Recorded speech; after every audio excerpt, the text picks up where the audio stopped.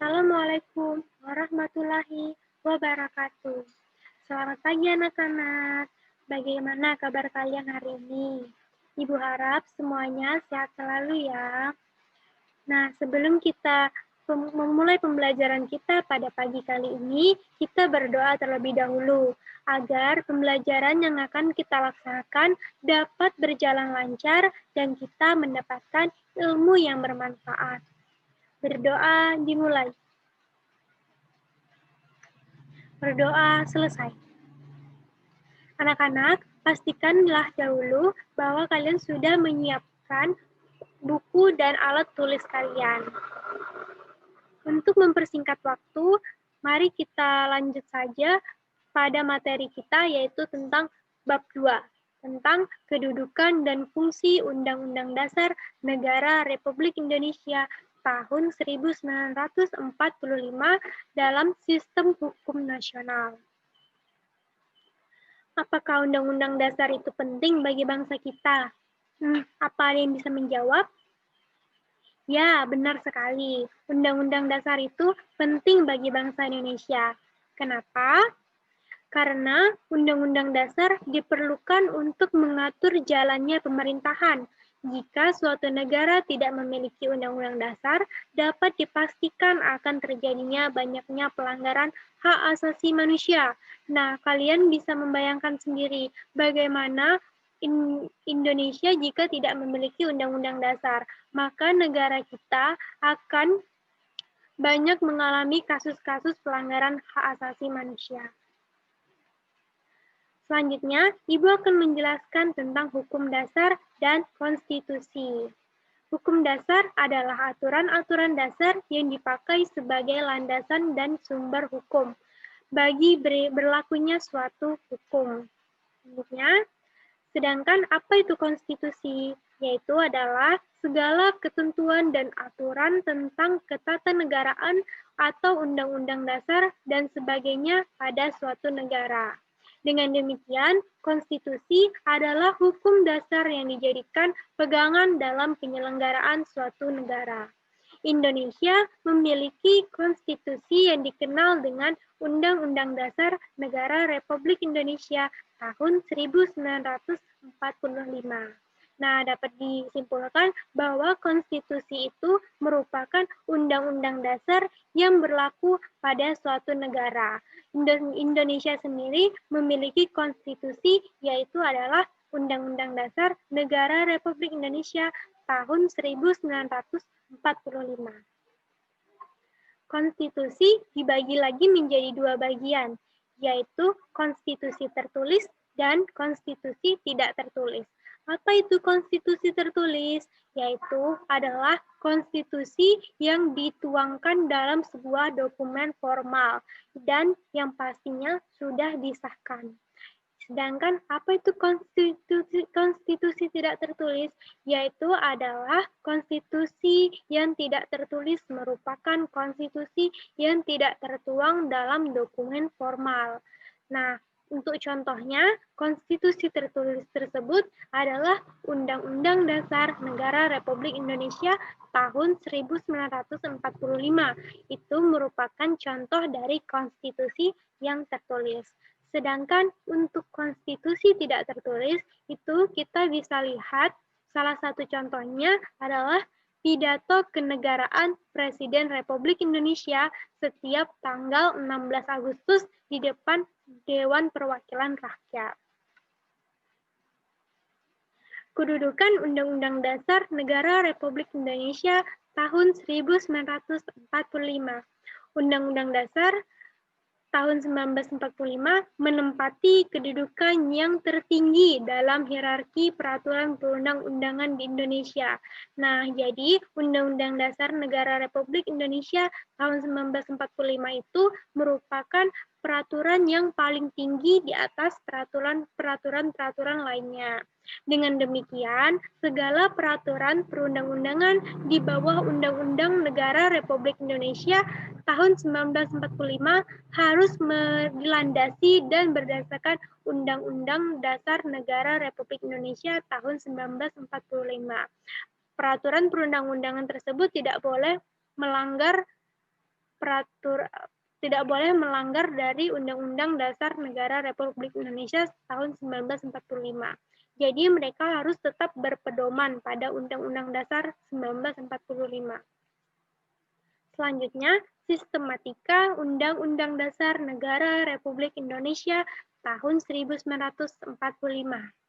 Di sini ada sebelum dan sesudah amandemen. Ibu mau tanya, ada yang tahu berapa kali Undang-Undang Dasar tahun 1945 mengalami amandemen? Apa ada yang bisa menjawab? Ya, benar, tepat sekali. Undang-Undang Dasar tahun 1945 mengalami 4 kali amandemen. Ya, kita bisa lihat sendiri sebelum amandemen itu Undang-Undang Dasar terdiri dari pembukaan, pasal-pasalnya terdiri dari 16 bab, 37 pasal, 49 ayat, 4 aturan peralihan, dan 2 ayat aturan tambahan. Sedangkan pada saat sesudah amandemen mengalami perubahan, yaitu terdiri dari pembukaan, pasal-pasal, 21 bab, 73 pasal, 170 ayat, 3 aturan peralihan, dan 2 ayat aturan tambahan. Sifat Undang-Undang Dasar Negara Republik Indonesia tahun 1945. Undang-Undang Dasar tahun 1945 memiliki 4 sifat, yaitu yang pertama tertulis, yang kedua singkat, yang ketiga supel, dan yang keempat adalah rigid.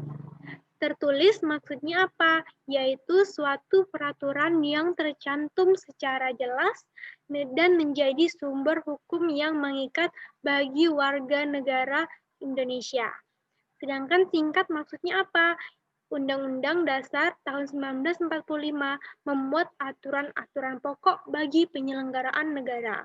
Yang ketiga, supel, yaitu adalah disusun dengan isi yang dapat dikembangkan jika diperlukan. Yang keempat, rigid. Rigid adalah memerlukan cara khusus dan istimewa untuk merubahnya. Jadi, Undang-Undang Dasar tersebut tidak bisa dengan cara yang mudah. Selanjutnya, fungsi dari Undang-Undang Dasar Negara Republik Indonesia tahun 1945. Ada memiliki 4 fungsi. Yang pertama, sebagai hukum dasar. Setiap produk hukum, tindakan, atau kebijakan pemerintah, baik tertulis maupun tidak tertulis, harus dapat dipertanggungjawabkan sesuai dengan ketentuan Undang-Undang Dasar Negara Republik Indonesia tahun 1945. Yang kedua adalah fungsi yang kedua, sebagai alat kontrol. Undang-Undang Dasar Negara Republik Indonesia tahun 1945 menjadi pengontrol atas kesesuaian antara norma hukum yang lebih tinggi dan norma hukum yang lebih rendah. Nah, fungsi yang ketiga yaitu adalah sebagai pengatur. Undang-Undang Dasar tahun 1945 mengatur tentang cara kekuasaan negara itu disusun, dibagi, dikelola, serta dilaksanakannya. Yang terakhir, sebagai alat penentu. Undang-Undang Dasar tahun 1945 menjadi penentu dari hak dan kewajiban seluruh warga negara termasuk aparat negara. Selanjutnya, peraturan perundang-undangan dalam sistem hukum nasional. Nah, Ibu mau tanya nih, apakah di sekolah kalian terdapat tata tertib? Coba kalian ingat-ingat. Kalau iya, kalian masih ingat tata tertib apa saja yang ada di sekolah? Apa ada yang ingat? Ya, jadi anak-anak, kehidupan di sekolah itu dapat diibaratkan kehidupan yang terjadi di suatu negara, karena mereka sama-sama memiliki aturan. Jika di sekolah memiliki aturan yaitu adalah tata tertib sekolah, sedangkan kehidupan di negara yaitu diatur oleh konstitusi dan peraturan perundang-undangan atau undang-undang dasar. Selanjutnya, naskah aturan hukum tertinggi dalam kehidupan negara Republik Indonesia dinamakan Undang-Undang Dasar Negara Republik Indonesia tahun 1945 dan peraturan perundang-undangan lainnya. Semua peraturan perundang-undangan yang dibuat di Indonesia tidak boleh bertentangan dengan Undang-Undang Dasar Negara Republik Indonesia tahun 1945. Jadi, jika pemerintah ingin membuat peraturan perundang-undangan yang baru, maka peraturan perundang-undangan tersebut harus berpedoman terhadap Undang-Undang Dasar Negara Republik Indonesia tahun 1945. Kepatuhan warga negara terhadap Undang-Undang Dasar Negara Republik Indonesia tahun 1945 akan mengarahkan kita pada kehidupan yang tertib, aman, sejahtera. Begitupun sebaliknya, jika Undang-Undang Dasar Negara Republik Indonesia tahun 1945 tidak dipatuhi, maka kehidupan bernegara kita mengarah pada ketidakharmonisan. Akibatnya bisa terjadi kerenggangan dalam masyarakat dan lebih jauhnya perpecahan dalam negara. Nah, kalian bisa bayangkan sendiri bagaimana jika negara kita terpecah belah, maka itu akan memudahkan para penjajah untuk menjajah negara kita kembali. Siapa yang dirugikan? Tentu saja semua warga negara Indonesia, karena hal itu dapat berakibat tidak terwujudnya kesejahteraan. Nah, anak-anak, jadi marilah kita bersama-sama berkomitmen untuk melaksanakan dan mematuhi Undang-Undang Dasar Negara Republik Indonesia tahun 1945. Sekian materi hari ini dari Ibu. Ibu mohon maaf bila ada salah kata. Sampai jumpa di materi selanjutnya. Wassalamualaikum warahmatullahi wabarakatuh.